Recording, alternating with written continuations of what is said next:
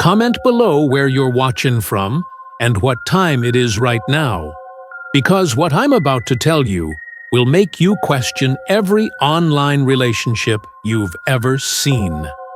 Meet Sarah Chen, 3.2 million Instagram followers, designer clothes, luxury cars. She's the ultimate girl boss from Lagos, Nigeria. Pop singer, entrepreneur, inspiration to thousands of young women across Africa. But here's what her followers don't know. Sarah isn't building an empire. She's running a trap. And you're about to see exactly how she caught her biggest victim yet. And Marcus Williams, 52, divorced, lonely software engineer from Detroit. Decent guy, good income, just looking for love. What Marcus didn't know was that Sarah wasn't looking for love at all. She was hunting. Marcus swipes right on what looks like fate. Sarah's profile is perfect, successful, beautiful, looking for something real. Her bio reads, "Building my empire, but missing my king." The first message comes within hours, not generic, personal. She noticed his engineering background, his love for hiking, even commented on his dog in photo 3. Most women just want my money, Marcus thinks. But Sarah's already successful. She gets it. What Marcus doesn't see, Sarah's laptop has 17 different dating profiles open, 17 different men, 17 different lies. And here's the scary part. She's not just winging this. She's following a playbook that's worked 37 times before. Marcus is about to become number 38. You might be thinking Marcus is naive, but Sarah's training taught her exactly which buttons to push. She wasn't just a scammer. She was a trained emotional assassin.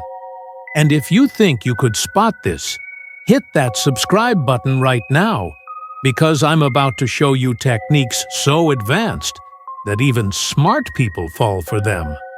And if you're not subscribing, drop a comment telling me why you think you're immune to manipulation. I'll wait. 2 weeks. That's all it took for Marcus to fall completely. Good morning texts with voice notes. Sarah's laugh is infectious. Evening video calls where she listens to his work stress. She remembers his mother's birthday, asks about his bad knee from the old football injury. "I've never connected with someone like this," Marcus tells his sister. "It's like she sees me." But there's something Marcus doesn't notice. Sarah never video calls during Nigerian business hours. Her morning selfies show evening light. Small details. Easy to miss when you're falling in love. 3 weeks in, Sarah drops the word marriage. Not as a joke. As a possibility. A beautiful possibility that makes Marcus's chest tight with hope he thought was dead forever. "I know it's crazy," she whispers through the phone at 3 a.m. Detroit time. "But when you know, right? What Marcus doesn't know? This exact script has worked 37 times before. Same timeline, same words, same manufactured vulnerability." And then Sarah suggested something that should have been the biggest red flag of all. "I got us married," Sarah says, her voice trembling with what sounds like joy. "I know you're not here, but in Ghana, we can have a traditional ceremony. I have the certificate. We're officially husband and wife." Marcus stares at the document she sent. His name, her name, official stamps. It looks real because it is real, just not legally binding for him. "Mrs. Sarah Williams," he whispers to himself.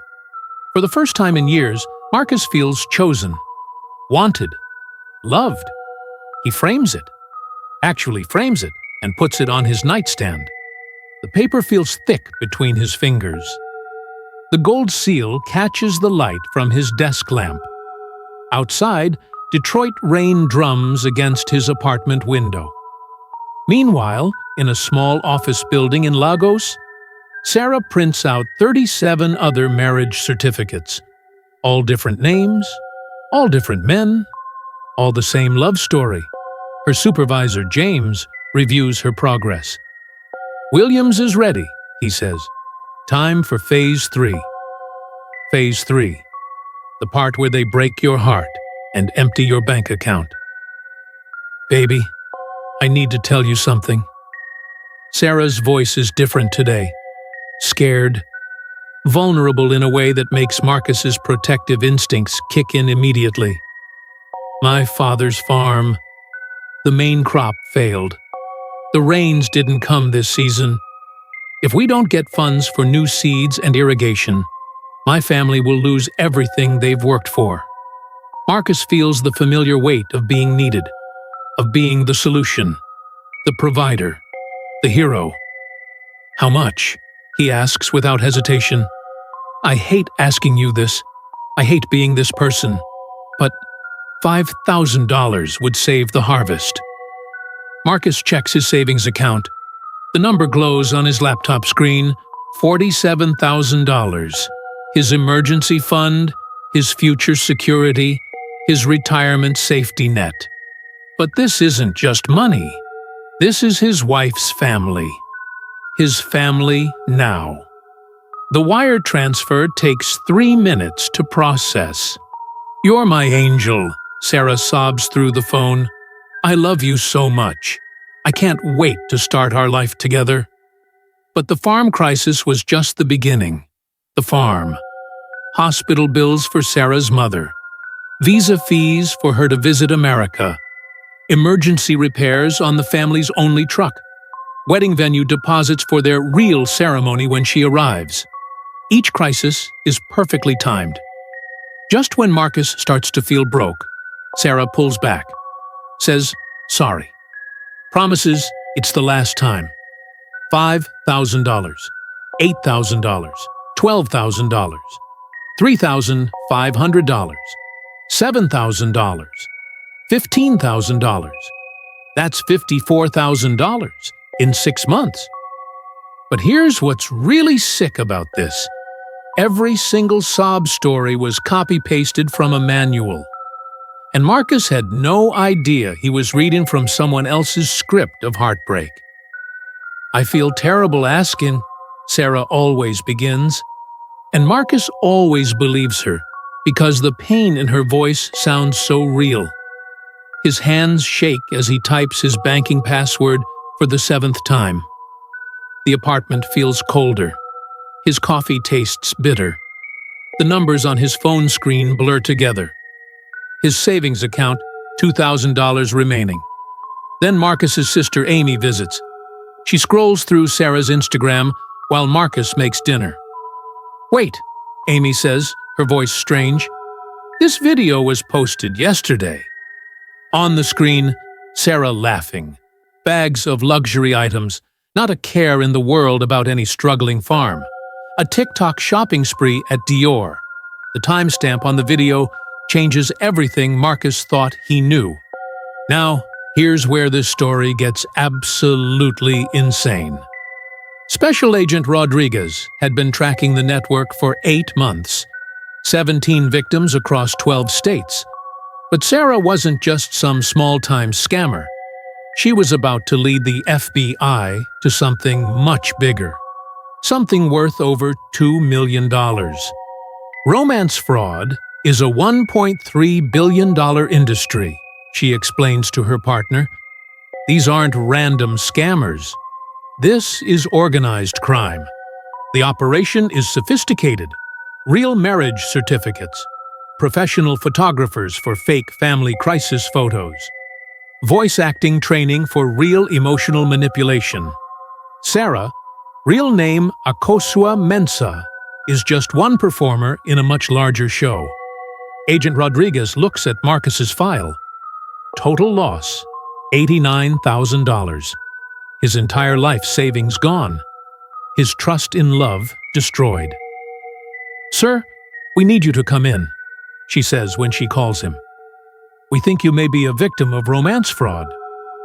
But the FBI's next discovery would shatter Marcus's world completely.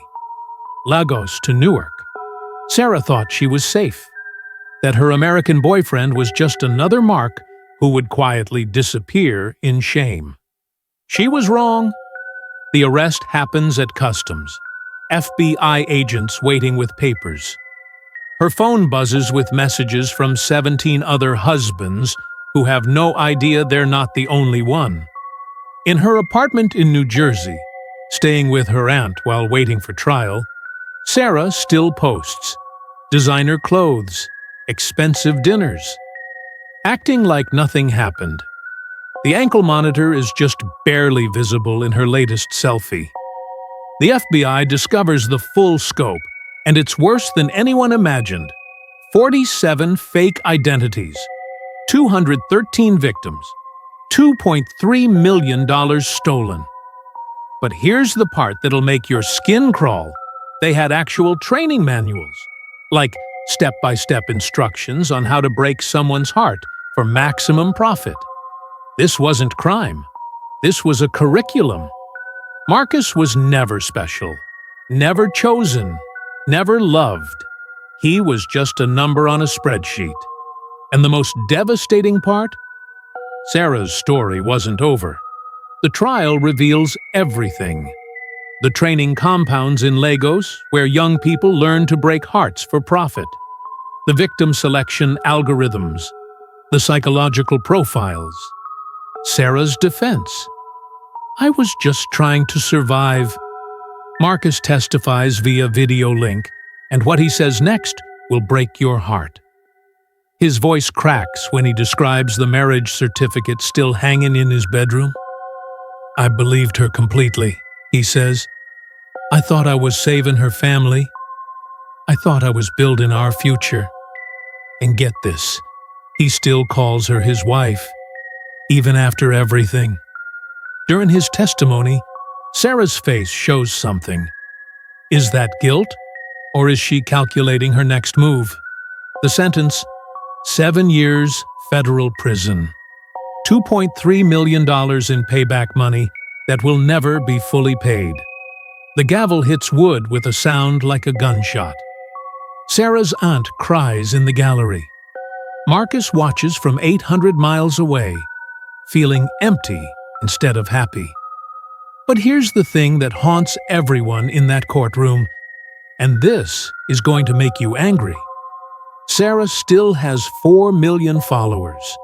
Her latest TikTok from house arrest? 2 million views. People are literally celebrating someone who destroyed lives for designer bags. People in the comments calling her a queen for beating the system.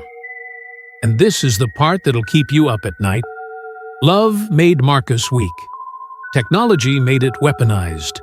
And somewhere tonight, in Lagos or Accra, or any city with Wi-Fi and desperation, someone else is learning Sarah's script, looking for their next Marcus. If this story scares you even a little bit, you need to subscribe right now. Because romance scammers are getting smarter, their tricks are getting better, and the next victim could be someone you love. Don't let this happen to your family. Hit subscribe and protect the people you care about. And if you're not subscribing, comment below and tell me why you think you or your loved ones are safe from these predators. Because honestly, that's exactly what every victim thought too. Have you ever been in an online relationship that felt too good to be true? Drop a broken heart emoji if this story hit home, or share your own close call in the comments. And remember, real love doesn't ask for wire transfers.